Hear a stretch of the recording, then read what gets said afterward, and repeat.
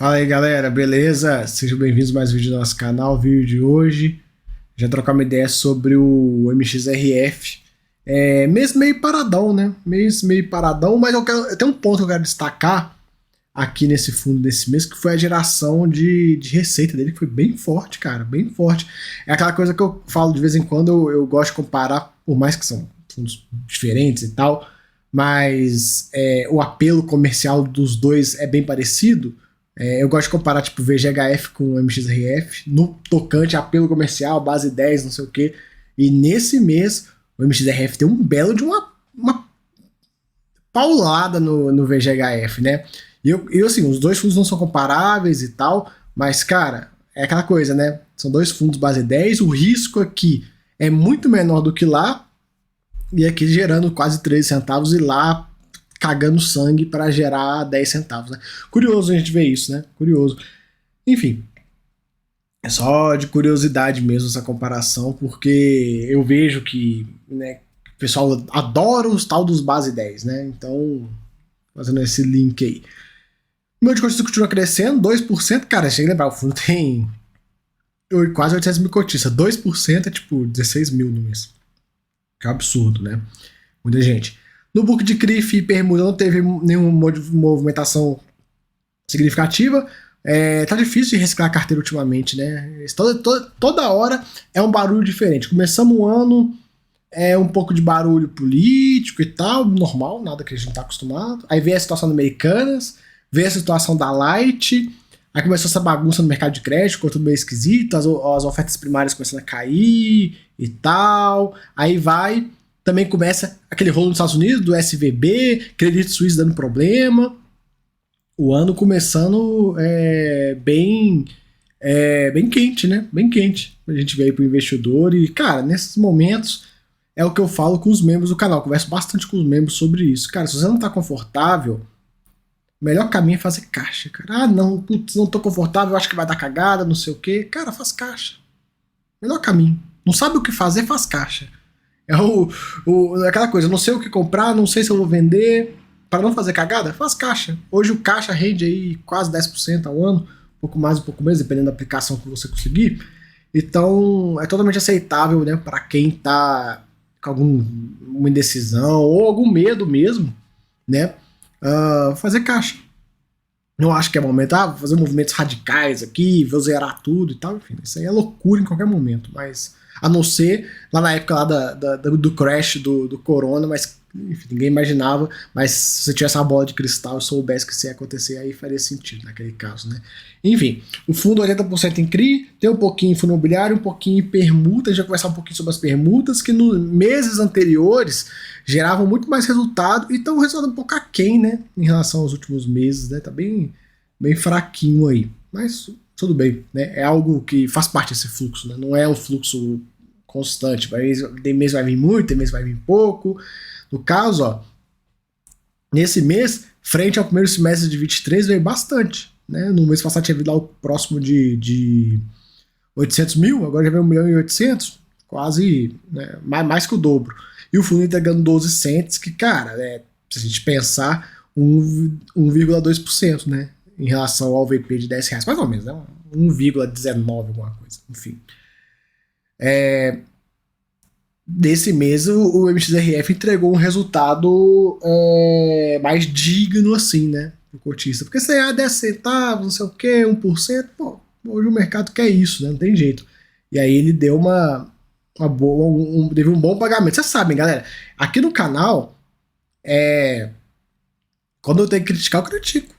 E quando eu tenho que elogiar, eu elogio também, né? Por mais que eu não se faça, você gosta de MXRF? Não gosto de MXRF, não é um fundo que eu acho que, né, dá pra ter coisa muito melhor por aí, mas todavia, se ele consegue manter um patamar de distribuição de 1,10, 1,10, né? Enfim, 11 centavos, 12 centavos, já começa a ficar um pouco melhor, né? Já ajuda aí o fundo, né? Já coloca ele numa prateleira um pouquinho superior. Então, legal esse resultado. O bom de ver é que as receitas CRI vieram elevadas, né? 11 centavos só disso. É um dos pontos principais. Porque se tivesse, não, veio 13 centavos, mas foi de permuta e de giro que ele fez de fundo imobiliário. A gente sabia que seria um resultado não recorrente. Mas, vindo dessa forma, já mostra aí um fundo ficando um pouco mais aceso, um pouco melhor e tal. Claro, não dá para saber que ele não discrimina pra gente se dentro dessa receita CRI teve alguma amortização extraordinária que destravou a inflação que estava acruada, se ele fez algum giro para destravar a inflação, se algum CRI foi pré-pago e aí teve multa, não sei o que, por mais que ele falou que não teve movimentações significativas, mas enfim. E aí, será que ele considera isso uma movimentação significativa ou não? Por isso que é sempre bom a gente ter uma DRE mais completa, né? Porque esse negócio de receita CRI, cara, se você pegar essa classificação, receita CRI, você consegue discriminá-la em vários pontos. Ó, receita CRI, juros, amortização, trade, né, negociação, juros e amortização, trade e prêmio de pré-pagamento. Que eu me lembro de cabeça aqui. Deixa eu ver, tem mais uma coisa? Acho que só. Lembrando que trade inclui quando você destrava correção monetária também. Pode botar na mesma laia. Então, assim, falta, né, informação. Receita FII também. E aí, o que é trade? O que é ganho recorrente, né? Enfim, tem algumas coisas que deveriam ser um pouco mais bem explicadas para a gente conseguir ter a real ciência do que aconteceu, do porquê que veio. Porque hoje, se você pegar esse fundo e o relatório do jeito que está aqui para a gente, você não consegue me explicar. Fala assim, me explica por que veio 11 centavos esse mês. Me explica. Você tem alguma explicação? Aqui não tem. Né? Aqui não tem. Ele não fala nada, sabe? Ele só fala, ó, CRI foi 28 milhões de receita, permuta 1,8, CRI resultado foi 24, FII foi 3,42. Mas ele não chega em nenhum momento e fala do porquê que o resultado de fundo imobiliário de CRI veio tão mais elevado, sendo que fevereiro é um mês que tem um número menor de dias úteis e tal, então, assim, por via de regra, esse resultado teria que vir menor do que, por exemplo, o de janeiro. É inflação, não sei o quê. Olha, sair de 9 centavos para 11, assim, não teve um salto forte de inflação aqui. Mas, enfim, esse relatório do MXRF, de fato, ele precisa de melhorias. Não só ele, né? Todos da XP Asset, esse estilão de relatório da XP Asset aqui, isso aqui já é indústria, como diz o Baroni, né? Já é indústria 2.0. Os fundos de hoje já estão na indústria 3.0 e o MXRF ficou para trás, né? Desse token. Eu tenho certeza que se esse fundo faz um relatório de alto nível, um bom relatório, tipo, você pega o relatório de alto nível que a gente tem aí no mercado, os da Kinea são bons, são bem sucintos, mas são bons. Da Galápagos, do GCRI é muito bom. Enfim, tem tanto relatório bom por aí, mas lembrando dois aqui de cabeça, assim, os da Credit Suisse são muito bons, os da Red são muito bons. Enfim, cara, tem um monte de relatório que é muito bom. E, cara, eu acho que eles deveriam pensar nisso, né? Mas é um fundo tão desse apelo popular tão grande, é um fundo muito de iniciante, então eu acho que o gestor desse fundo aqui, ele devia chegar nos relatórios e ele tem que entender o público dele. Porque, querendo ou não, ele tá trabalhando, né? Você aí do lado da tela que é o dono desse negócio, não é o gestor. Então ele tá trabalhando pra você, não é o contrário. Então ele deveria entender e falar assim, cara, qual que é o meu público-alvo? Meu público-alvo é o cara que tá entrando em fundo imobiliário, não sei o quê. Tá, o que eu preciso fazer com esse cara pra ele entender o produto? Eu tenho que educar esse cara. Então você tem que chegar pro coach dele e falar, vem cá, meu filho, vem cá, senta no colo do tio aqui que a gente vai te explicar o que é correção monetária, como é que eu destravo isso e tal, enfim, né? Aproveitar essas coisas que acontecem no cotidiano do fundo para explicar pro cara, porque querendo ou não, isso aqui é a porta de entrada de todo mundo. Eu já tive, eu não gosto desse fundo, vocês sabem disso, já falei várias vezes, mas eu já tive no passado. Todo mundo teve, cara, não tem como. Tem 800 mil cotistas. Quando você tá entrando para estudar de fundo imobiliário, você bate o olho e você fala, caraca, esse negócio hoje, quem tá entrando hoje, olha e fala, caraca, tem 800 mil cotistas, são 2 milhões de investidores, quase metade tem.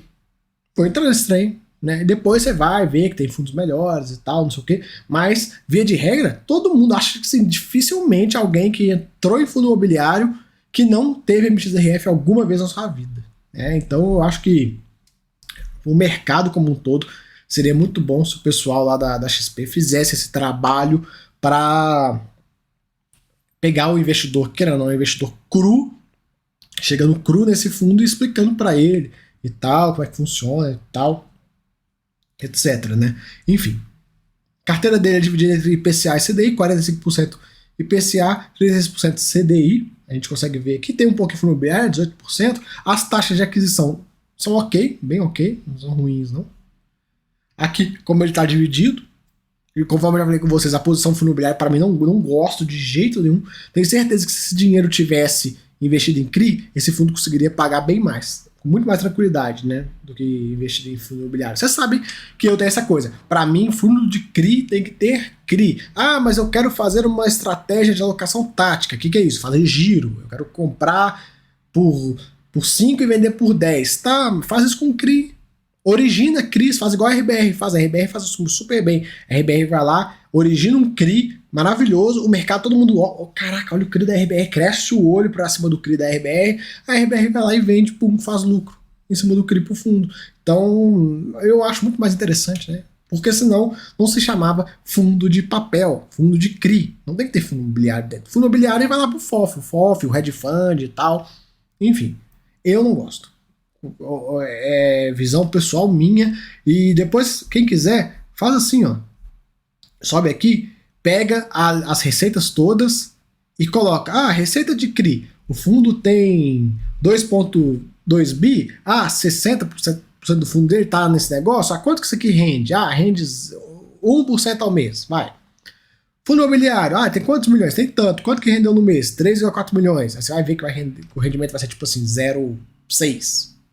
Aí você vê, tipo, caraca, esse mesmo dinheiro podia estar me remunerando em 1%, tá me rendendo 0,6% e numa estratégia tática que a gente sabe que só vai funcionar quando o mercado estiver indo super bem e tal, quando tiver tudo favorável, todos os ventos soprando a favor, aí vai, mas no normal não é. Isso não só ele, viu, galera? Todos os fundos de CRI que inventam de comprar esse negócio se ferram. Tanto, a gente tem um exemplo. O próprio Iridium hoje está numa situação delicada com a carteira de fundo imobiliário dele, porque ele não consegue girar, tá ferrado, executando prejuízo pra caramba. Para fundo de CRI, comprar fundos imobiliários, o cara tem que saber muito, tem que ter manjar muito. É igual a Capitânia. A Capitânia, assim, o que eles fazem no CPTS é animal. Eles mostraram o seu valor durante a deflação, porque durante a deflação, quando estava o rendimento do fundo, uma merreca era pro fundo entregar micharia, eles foram lá em 3 meses, fizeram 50 milhões de lucro com o fundo imobiliário e ainda reduziram a participação para, tipo assim, menos de 25% da carteira. Então, assim, fizeram o dinheiro útil ao agradável e seguraram o patamar de distribuição do fundo. Então, assim, tem que saber, cara, é muito difícil. São pouquíssimos casos que dá certo. Você vê, de fato, você olha e você fala, essa parcela de fundo de CRI aqui realmente está de fundo de CRI realmente está agregando ao fundo imobiliário. Enfim, minha opinião. Quem discordar, por favor, me apresente um fundo de papel que tenha fundos imobiliários dentro e que está conseguindo entregar e que acontece isso na DRE, né? Que a parcela que ele investe em fundos imobiliários tem um yield melhor do que os CRIs. Aí vocês me mostram, por favor. Peço aí para colocarem nos comentários, que depois eu pego e olho, eu faço um vídeo. Esse aqui tá dando certo a estratégia, mas os que eu gravo aqui, nenhum. Aqui, rapidão, que é ativos que tomaram, foram os calotes que o fundo tomou, são esses 4. Lembrando, hoje representa nada do fundo. Porém, lá no passado, lá em 2016, que foi quando começou, e foi tipo assim, um em cima do outro, era mais. Então tem vídeo no canal onde eu peguei, eu li. Galera, é aquela coisa também, né?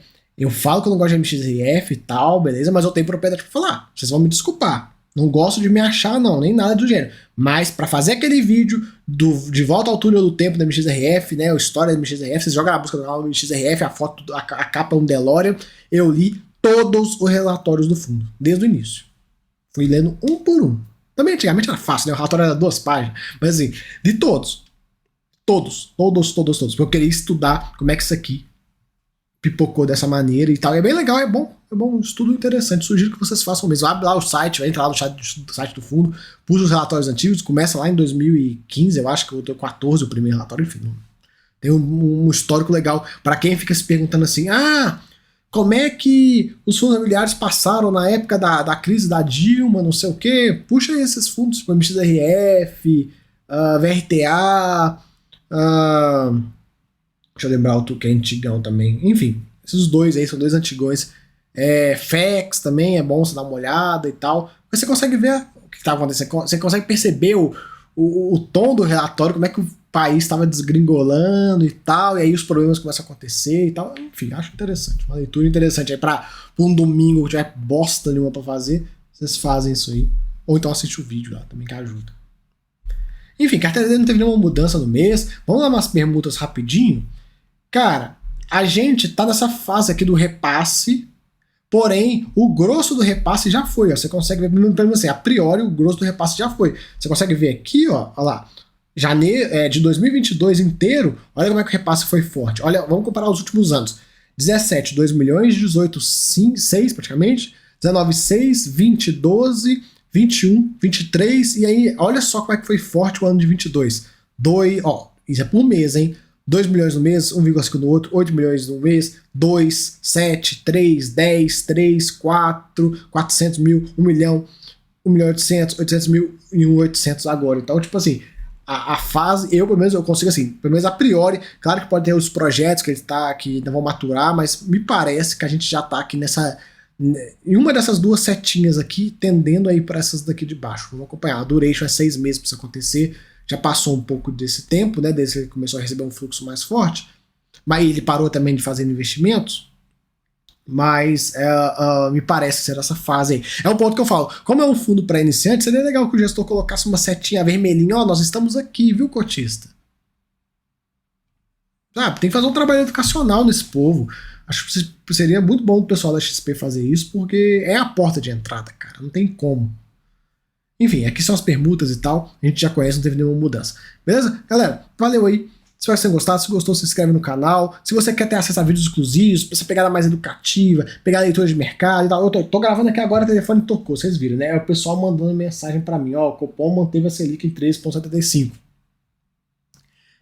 Acabando esse vídeo, eu vou pegar as notícias. Se a ata já tiver saído, vou ler a ata e vou pegar e vou fazer um vídeo explicando para os membros a minha visão do que eu li lá, beleza? Então, galera, é isso aí. Valeu, até a próxima. Fui!